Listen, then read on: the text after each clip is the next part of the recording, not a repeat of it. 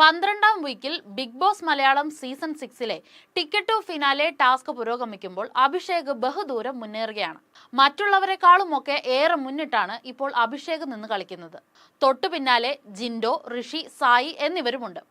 ആദ്യ ദിവസങ്ങളിൽ പിന്നോട്ട് പോയ ജിൻഡോ ഇന്നലെ 2 ടാസ്കുകൾ വിജയിച്ച് 6 പോയിന്റുമായി 2ാം സ്ഥാനത്തേക്ക് എത്തി. എന്നാൽ ജിൻഡോ ജയിച്ച 2 ടാസ്കും ബിഗ് ബോസ് മെയിൻ എപ്പിസോഡിൽ കാണിച്ചില്ലെന്ന പരാതിയാണ് ഇപ്പോൾ പ്രേക്ഷകർ ഉയർത്തുന്നത്. സാധാരണ ഒരു ദിവസം നടക്കുന്നതിലെ ഏറ്റവും ഹൈലൈറ്റഡ് ആയിട്ടുള്ള കാര്യങ്ങൾ കോർത്തിണക്കിക്കൊണ്ടാവും എപ്പിസോഡ് എഡിറ്റ് ചെയ്ത് ടെലികാസ്റ്റ് ചെയ്യാറുള്ളത്. ഇന്നലെ നടന്നത് 3 ടാസ്കുകളായിരുന്നു. ഒന്നാമത്തേത് ചാഞ്ചാട്ടം എന്ന ടാസ്കും, രണ്ടാമത്തേത് കൈത്താങ് എന്ന ടാസ്കും, മൂന്നാമത്തേത് പൂച്ചയ്ക്കാര് മണികെട്ടും എന്ന ടാസ്കുമായിരുന്നു. അതിൽ മൂന്നാമത്തെ പൂച്ചയ്ക്കാര് മണികെട്ടും എന്ന ടാസ്ക് മാത്രമാണ് എപ്പിസോഡിൽ കാണിച്ചത്. ഈ ടാസ്കിൽ ഋഷിയും ശ്രീതുവും വിജയിക്കുകയും ചെയ്തു. ജിൻഡോ ജയിച്ച ടാസ്കുകൾ രണ്ടും ബിഗ് ബോസ് പ്ലസിലാണ് കാണാൻ സാധിക്കുന്നത്. ഇതോടെയാണ് ജിൻഡോയുടെ ആരാധകർ വിമർശനവുമായി രംഗത്ത് വന്നത്.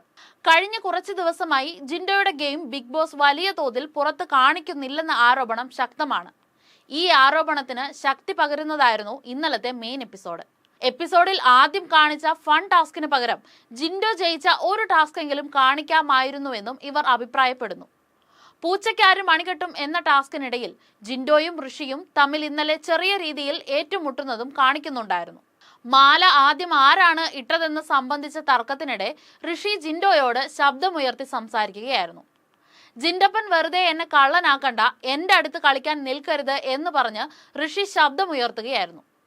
വിജയ നിമിഷങ്ങൾ പോലും കാണിക്കാതെ ഇത്തരം കാര്യങ്ങൾ ഉൾപ്പെടുത്തുന്നത് കൃത്യമായും ജിൻഡോയെ താഴ്ത്തിക്കെട്ടാനുള്ള ബിഗ് ബോസിന്റെ ശ്രമമാണ് എന്നതാണ് ഒരു കൂട്ടം പ്രേക്ഷകർ അഭിപ്രായപ്പെടുന്നത്. കഴിഞ്ഞ വീക്കിൽ പുറത്തായ അൻസിബയ്ക്ക് വേണ്ടിയും ബിഗ് ബോസിന്റെ അണിയറ പ്രവർത്തകർക്കെതിരെ ഇതുപോലെ തന്നെ ഒരു ആരോപണം ഉയർന്നു വന്നിരുന്നു.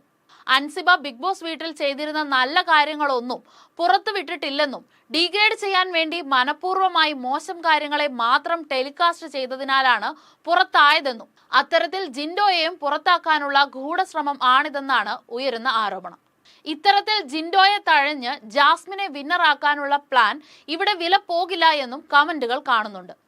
അതേസമയം തന്നെ ജിൻഡോ ടാസ്കുകൾ പുറകിലേക്ക് പോകുന്നുവെന്ന ആരോപണത്തിന് ഇന്നലത്തേത് കൂടി മറുപടി ലഭിച്ചില്ലേ എന്നും ജിൻഡോ ആരാധകർ ചോദിക്കുന്നുണ്ട്. ജിൻഡോ ടാസ്കുകളിൽ പിറകിലാണ്, ജിൻഡോ ഡൗൺ ആണ്, ഒരു ടാസ്ക് പോലും ജയിക്കാൻ പറ്റിയിട്ടില്ല എന്ന് പറഞ്ഞ് കരയുന്ന കുറച്ചുപേർ അഭിഷേക് ടാസ്ക് വിൻ ചെയ്തു തുടങ്ങിയ ശേഷം വോട്ട് സ്പ്ലിറ്റ് ആക്കാൻ ഉയർന്നു വന്നിട്ടുണ്ട്. ജിൻഡോയുടെ ടാസ്ക് പെർഫോമൻസ് എന്തായിരുന്നുവെന്നും എങ്ങനെയായിരുന്നുവെന്നും ബിഗ് ബോസ് കാണുന്ന കൊച്ചുകുട്ടികൾക്ക് വരെ നന്നായിട്ട് അറിയാമെന്നും ജിൻഡോ ആരാധകർ പറയുന്നു.